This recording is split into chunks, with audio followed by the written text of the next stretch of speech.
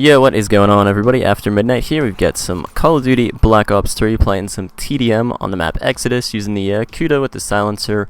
Probably my favorite, definitely my favorite SMG in the game, and probably one of my favorite guns. It's awesome. Even if you take off the silencer, it's great for rushing. But here's a more stealthier map on Exodus, so run around the outskirts of the map with this, get a pretty solid score. So I thought I would use this for the gameplay, and this gameplay is old as shit. I haven't played this game in seems like a month or something, but too lazy to go back in and get gameplays, which I probably should do, but this will do for now. So what I wanted to talk about is combination of its second DLC dropping April 19th, so a few weeks away from it for the PS4 drop. It's a month later on the Xbox One, and tie that in with the whole black market. Everybody's just saying they're not going to use the black market and stuff like that. The boycott they've got going on, as I forgot the word there. It took me way too long to try to figure it out, and I sounded retarded there trying to think of another word, but thankfully we got it. So yeah, the boycott of the black market. So Whiteboy7thst had a video where he wanted to boycott it. A lot of people are making videos, so what they don't tell you is how much money they're making off of it. So I saw a T-Mart video, which was cool that he was calling out Activision. So it's really not Treyarch who's doing this. Treyarch was told they had to add this in, I think in the summertime, after the game was pretty much almost already developed. They had to add in the supply drop feature because they saw how much money was made from Advanced Warfare. So Activision was like, you put this shit in our game so we can get some more money. And at first Treyarch was like, it's going to be cosmetic only, so weapon camos, skins, stuff like that, different name player tags, whatever the hell it's called, the banner art and stuff, but no guns at all is what they said.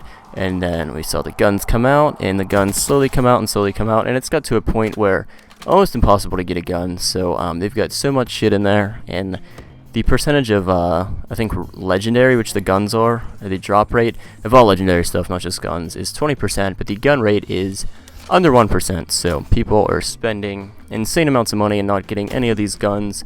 And a lot of the guns are actually starting to be better than the ones that were in the game, which is the big problem with Advanced Warfare.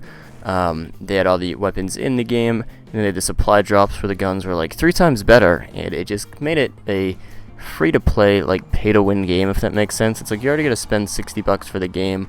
Why do you have to spend more for weapons that are so much better than the ones in the game? You're going to kind of get shit on if you're going up against somebody with them. So the fuck was I talking about? Losing my train of thought here. So they finally put that in, and like I said, the drop rate was insane. Now T-Mart said he spent $1,700 on supply drops. Now people are like, that's a lot of money, but which it is, but I'm sure he made an insane amount of money off that too. I'm sure he made at least 20 to 30,000 bucks off that if you check out the AdSense and stuff like that. How many views his videos are getting, and you can see how much he's making. Probably at least 10 grand, I would say. He's doing well. He's not just going to go out and blow $1,700 if he's not going to at least recoup that along with make a nice profit. So at least guys like that are calling Activision out on this shit, but I mean, I'm sure they're going to get, when the new weapons come out, we'll see if they go back to making supply drops or if they stick to their word. Whiteboy actually seemed cool with it, since he seems like he is going to stick to his word, because I think he said, I watched an old video of his too, and the related ones, and it was Ghost, and he said he never bought any of the DLC just because that game was really awful and he didn't want to support it, which is cool because the DLC is only $15 and you actually get the maps. It's not like you get a risk of getting the maps or not, like the supply drop. So he never bought that, which is nice because a lot of the YouTubers really don't even play Call of Duty that hardcore. They're not giant fans of it, but they will buy the maps just to make videos and get a lot of money for them, which is I mean, people are going to do it. So like I said, I haven't played COD in a month, but I'll probably get back into it because when I get into this game I get super addicted. But I've been playing some MLB The Show on my main channel. Links in the info if you want to check that out. But now what I wanted to talk about, as we're about 5 minutes into the video here, and I think I said I would start off with it, is should you buy the DLC too if you're doing this whole ban on the black market thing? Now, the only downside to buying the DLC is so the last time I played this game, well, right when the DLC 1 came out, it's all really good players who have it. Now there seems like there's a bunch of crappy players who have it too, but when you buy the new second DLC, it's going to be all the great players again, so you're going to get in way harder matchmaking lobbies, and it's the second one, so I don't know how many people are going to want to buy the first and second one. I think they said there's 700,000 people who play this at one time on the PS4 any given time of the day. 700,000 people around, that's the average, which is still a lot, but you got to factor in, say half of those have the first DLC. So you're playing with 300,000, and then maybe half of them buy the second DLC, and people, maybe some of them didn't have the first one, so they only buy the second one. So it's going to fragment the player base of lobbies to search for. But I think you'll still have a lot of people to play it. Like I said, it's just going to be a lot of harder lobbies, but I'll probably pick it up just for something to play, because there's not really too many good games out right now. So I think Titanfall 2 is probably going to well, I think Activision is going to kill Call of Duty, but that game is going to be a great alternative to Call of Duty. Titanfall 1 was pretty awesome. The only downside was the Titans were similar to score streaks in Call of Duty, and that was, imagine Call of Duty with one score streak, it gets boring, and then there were just almost no guns in the game. There was like one full auto assault rifle, and they needed way more perks and everything like that, but it played way smoother. The jumping system is so much better than it is in Black Ops 3, and especially how bad Advanced Warfare's boost jump thingy was. It was just pathetic how they tried to copy Titanfall. So hopefully that game will do it. But pretty much what Activision's doing is what they did with Guitar Hero, which was like put out these games for $60. You get a bunch of awesome songs and everything like that. And then they slowly started making like 4 and 5 different Guitar Hero games every year instead of just like the one major release. And they put a few good songs and a bunch of shit in there, and then you could buy good songs if you wanted to, like the packs, but they were $2 a piece.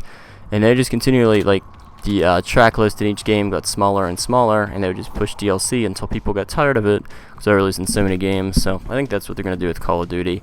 I'm surprised Call of Duty stuck around for as long as it has, just because it's fun and addicting. I mean, great arcade, like, simulation shooter, or arcade shooter, not simulation. Battlefield's a great, like, real-life simulation, but not a fan of it. Prefer Call of Duty. It's way funner. I like the controls more. People are always like, Battlefield feels so more real. It's like, yeah, but not as fun. But that's all I get to talk about, guys. So I think this gameplay has how much time do we get left?